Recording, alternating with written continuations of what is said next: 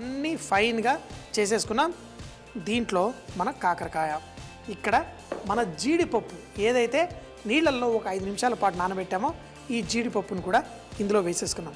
జీడిపప్పు నాకు ఇష్టమని వేస్తున్నాను, మీకు ఇష్టం ఉంటే వేసుకోండి, లేకపోతే లేదు. అయితే దీంట్లో మనం కరివేపాకు, పచ్చిమిరపకాయలు కూడా వేసుకోవచ్చు.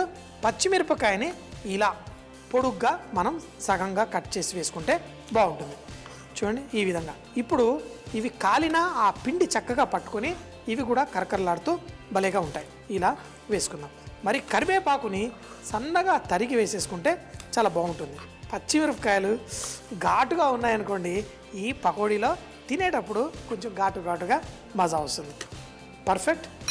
ఈ కరివేపాకును కూడా సన్నగా తరిగేసాను. దీన్ని ఈ పచ్చిమిరపకాయలు అలాగే కరివేపాకు, ఇందులో మనం జీలకర్ర,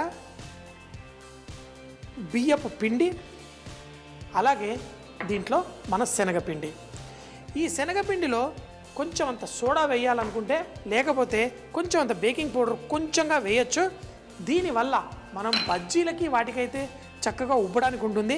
ఇది మాత్రం ఉబ్బడానికి ఉండదు, కానీ కరకరలాడడానికి కూడా ఇది ఉపయోగపడుతుంది. పిండి గట్టిగా కలుపుకోవాలి. గట్టిగా కలుపుకోవాలి అంటే ముందు దీంట్లో తగినంత ఉప్పు, అలాగే కారం. ఇప్పుడు మన పకోడా బియ్యపిండి వేస్తే కరకరలాడుతుంది, కానీ నూనె వేస్తే ఇంకా కరకరలాడుతుంది. నూనె ఏంటి అంటే దీనిపైన మనం నూనె వేసి ఈ పిండిని పొడి పొడిగా కలిపేసుకోవాలి. ఇలా కలుపుకోవడం వల్ల ఆ నూనె అంత చక్కగా తాకి తర్వాత మనం వీటిని పకోడాల రూపంలో చేసుకున్నప్పుడు చక్కగా కరకరలాడుతుంది. ఇప్పుడే నీళ్లు జల్లమాకండి. దీన్ని ఫస్ట్ దీంట్లో ఉన్న తేమంతా బయటికి రావాలి.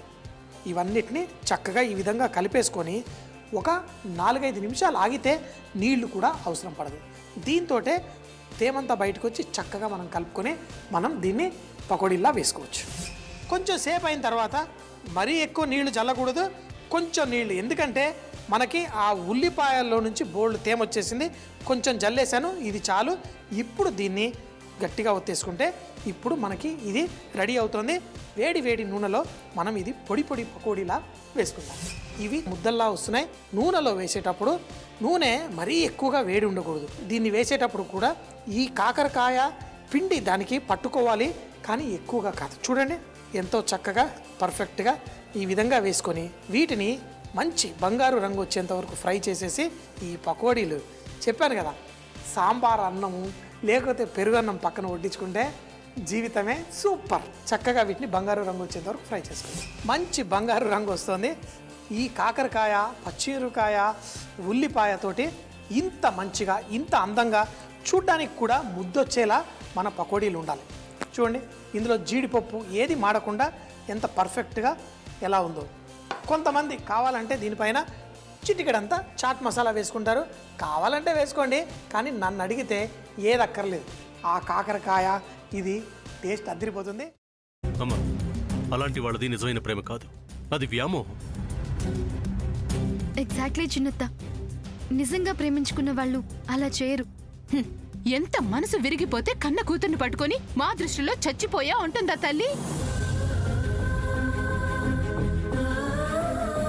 అది సరే అమ్మా, తన కూతురుతో తన మాట అనేటప్పుడు ఆమె మాటల్లో వ్యథ, కళ్ళల్లో బాధ గమనించావమ్మా?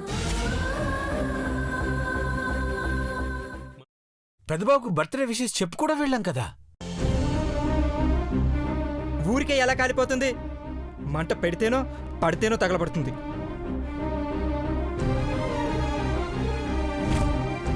కరెక్ట్ చిన్నబాబు, నీకొచ్చినట్టే నాకు డౌట్ వచ్చింది. పార్వతే షర్టును తగలబెట్టిందనుకుంటా.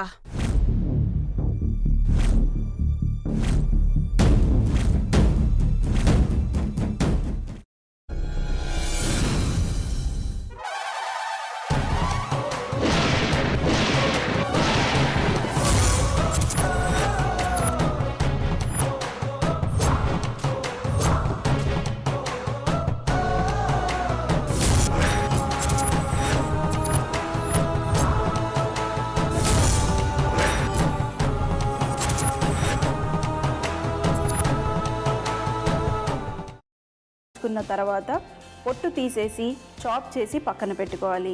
ఒక ప్యాన్లో కొద్దిగా నూనె వేడి చేసి అందులో ఆవాలు, మినప్పప్పు, శనగపప్పు, కరివేపాకు, సన్నగా తరిగి పెట్టుకున్న ఉల్లిపాయలు వేసుకుని 1 నిమిషం పాటు వేయించుకోవాలి. ఆ తర్వాత కాల్చి కట్ చేసి పెట్టుకున్న వంకాయని కూడా అందులో వేసుకుని బాగా మిక్స్ చేసి బౌల్లోకి ట్రాన్స్ఫర్ చేసుకుని అందులో తగినంత చిక్కటి పెరుగు లేదా పల్చటి పెరుగు వేసుకుని మిక్స్ చేసి అన్నంతో కానివ్వండి, చపాతీతో కానివ్వండి సర్వ్ చేసినా చాలా బాగుంటుంది.